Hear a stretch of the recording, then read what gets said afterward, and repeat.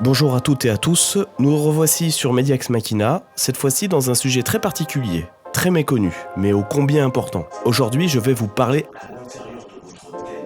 Ah, je vous ai eu. Vous vous attendiez pas à un coup pareil. Ça s'appelle une opposition de phase. Et c'est justement de ça dont on va parler. De la phase en audio. Et sinon, vous m'excuserez, j'ai la crève, donc c'est pour ça cette voix de merde. Bref. Il existe une représentation mathématique d'un signal qui permet d'en extraire l'intégralité de toutes les fréquences et de toutes les phases dont il est composé. Ça s'appelle la transformée de Fourier. C'est des maths, c'est complexe. Ça contient aussi des nombres complexes. Et c'est à peu près tout ce qu'il faut savoir pour la suite. Dites-vous que n'importe quel signal peut être représenté par une infinité de fréquences avec chacune ses intensités et ses phases. Pour une fréquence donnée, techniquement une sinusoïde, on a une certaine intensité. Et la phase pour cette fréquence-là, ça va être le décalage relatif autour d'un axe. Très conceptuel, mais c'est des maths, je vous avais prévenu.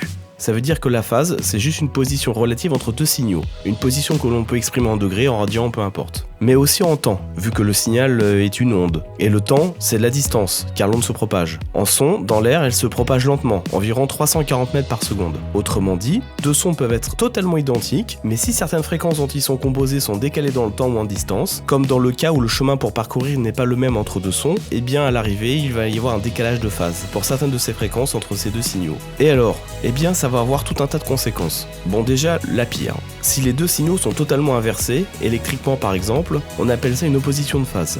Et si à un moment donné on veut les recoller ensemble, ils vont s'annuler. Il n'y aura plus rien du tout, comme de l'antimatière quoi. Alors d'effacer volontairement un signal, ça peut être aussi très sympa pour faire des effets. On en retrouve notamment pour les guitares électriques, où on sait triturer des signaux pour les mélanger ensemble et pour obtenir quelque chose de nouveau. Pour le reste, les conséquences peuvent être dangereuses en prise de son. Imaginez que vous avez deux micros.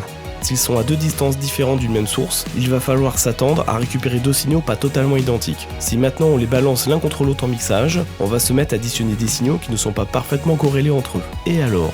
Eh bien, on va avoir des effets très bizarres de filtrage, car à certains moments, pour certaines fréquences, il va y avoir des annulations. Le problème va aussi se rencontrer si on applique des filtres, car souvent en audio, quand on touche à la fréquence, on touche aussi à la phase.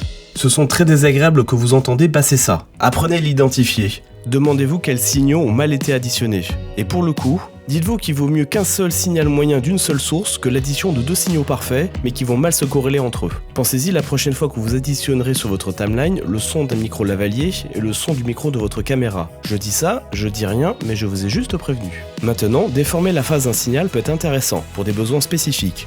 On peut s'en servir pour faire un effet de spatialisation, comme altérer certaines fréquences à certaines phases entre deux signaux de façon très pointue et très précise. Ça marche car notre cerveau est une machine puissante pour analyser des relations de phase entre nos deux oreilles. Les techniques de spatialisation jouent sur cette capacité. On va retrouver le même principe avec des effets 3D simulés avec juste un casque audio. Enfin, dernière application utile de la phase, c'est de fabriquer des directivités de micro, notamment pour des micro-canons. Il va créer des oppositions de phase naturellement dans le tube qu'il a à l'intérieur, afin d'annuler tous les signaux qui ne sont pas pile en face, et c'est très efficace. Il y aurait encore beaucoup de choses à dire sur la phase et même sur la directivité des micros. Pour la prochaine vidéo, je parlerai encore un tout petit peu de la phase, et beaucoup d'autres trucs. Quant à la directivité des micros et même au fonctionnement général des micros, il va falloir qu'on y passe un petit peu de temps, c'est important. Avant cela, et si vous vous abonnez à la chaîne, ayez pitié de quelqu'un de malade. Et soyez fous, likez la vidéo, partagez-la, le monde doit savoir pour ces histoires de phase.